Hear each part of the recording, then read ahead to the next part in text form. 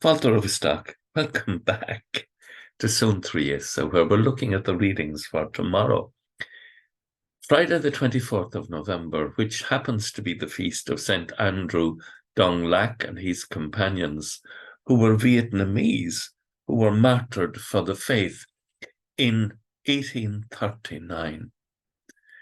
What is written in the book of Revelation is true, that people from every tribe and culture and nation and people will bear witness to Christ.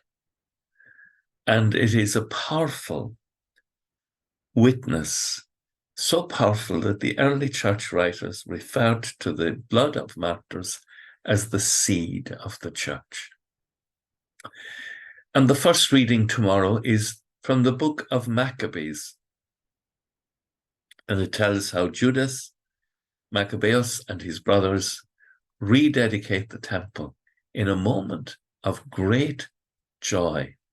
The temple is restored once again to the true worship of God, and all that has been unholy is removed from the temple.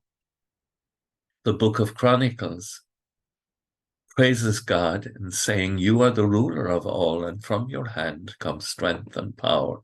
From your hands comes greatness and might." And the Maccabees were able to do what they did by harnessing the power of their faith. It's a wonderful example to us. Don't be afraid. Pray, fast, and engage in acts of charity. Harness your faith. Harness the power of God within you.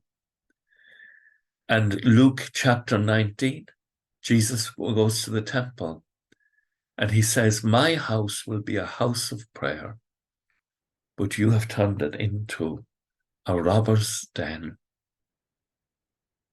But not alone do we desecrate the areas that are meant to be holy, we also disrespect one another, even though we are created to be temples of God's Holy Spirit. We even destroy children in the womb.